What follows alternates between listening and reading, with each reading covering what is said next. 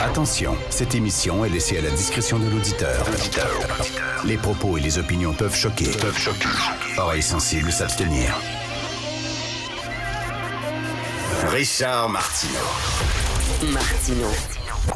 Un animateur pas comme les autres. Richard Martineau. Cube Radio. Bon mardi, merci d'écouter Cube Radio.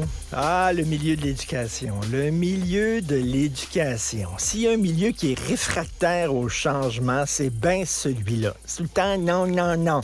Souvenez-vous, on voulait avoir des cours d'initiation à la vie économique dans les écoles, puis ça aurait été important, tu sais, comment ça fonctionne un compte de banque, comment ça fonctionne une carte de crédit, etc. Je pense que c'est important.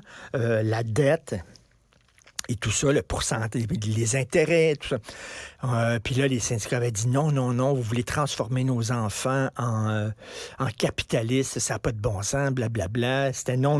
C'est tout le temps non. Les cours d'éducation à la vie sexuelle, non, ça n'a pas de bon sens, on n'est pas préparé, c'est pas vrai, etc. Bon. Là, Bernard Drinville arrive avec sa réforme, puis là, il dit l'Institut d'excellence en éducation. Ça existe, ça, déjà, l'Institut d'excellence en santé. Hein? Ça, c'est l'Institut d'excellence en santé. Bien, ça regarde là, tout ce qui se passe dans le milieu de la santé, puis ça fait des recherches pour avoir des données, pour savoir ce qui fonctionne puis ce qui ne fonctionne pas. Puis ce qui ne fonctionne pas, on laisse tomber, puis on le change. Puis ce qui fonctionne, on le garde, puis on l'applique à l'ensemble de la province. C'est ça, l'Institut d'excellence en santé. Lui, il dit, c'est une bonne idée, l'Institut d'excellence en éducation.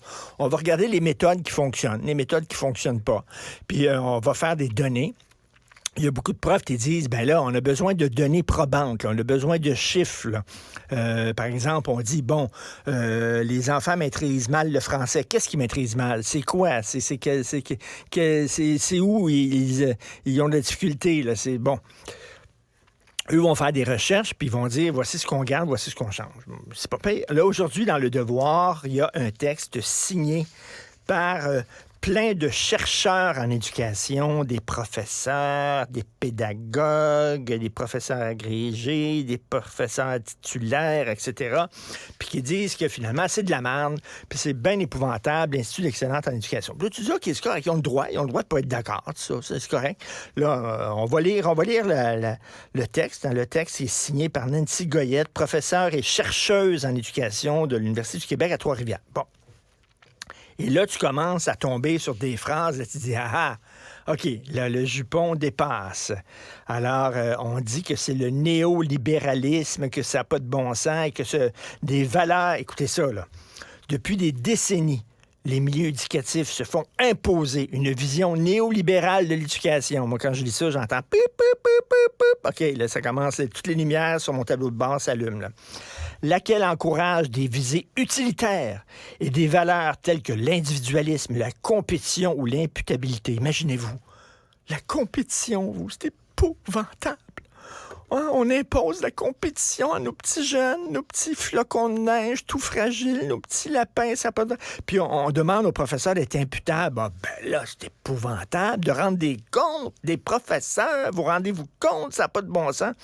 Alors là, c'est comme ça tout le long, là, en disant ça n'a pas de sens. Là, tu sais, comme les enfants, on l'a vu à la fin du secondaire, la moitié ne réussissent pas leur examen de français. Ça se peut-tu que peut-être que la dictée, c'est une bonne idée, le par cœur, la dictée, faire des dictées régulièrement, tous les jours, une dictée, puis tout ça, puis tu passes ta dictée ou tu la passes pas, voici les erreurs que tu as faites, puis tout ça. On apprend par le par cœur. C'est comme ça que moi j'ai appris le français, puis c'est comme ça que ma génération a appris le français, puis on s'en est quand même assez bien tiré. Non, non. Hey, la dictée, c'est épouvantable, c'est régressif, c'est réactionnaire. Là, il y a des normes, hein, puis il faut que tu respectes les normes, puis sinon tu penses pas, puis tu coules, puis ça n'a pas de bon sens, c'est élitiste. La compétition, lui, il a des bonnes notes, l'autre, il n'a pas de bonnes notes. Ça... Ben oui. Nous autres, c'était comme ça aussi, là. Tout était bon, t'avais des bonnes notes, l'autre avait une mauvaise note, puis et alors? Puis là, tu travaillais fort, puis t'apprenais par cœur. Ben non. Pas le droit de ça maintenant. Non. Les chercheurs disent que c'est néolibéral, que c'est... Alors là, tu as toute une gang de gens en éducation qui disent on veut rien savoir de l'Institut d'excellence en éducation parce que justement, j'imagine le mot excellence. Hey, excellence! Voyons donc, ça veut dire qu'il y a des choses qui ne sont pas excellentes. Là, il y a une hiérarchie, c'est-à-dire, là, attends une minute, il y a des choses qui sont meilleures que d'autres. Oh, tabarnouche que c'est capitaliste, ça. Oh, que c'est néolibéral, on est contre ça. On s'en sortira pas. Si c'est vrai qu'on aime autant qu'on déteste,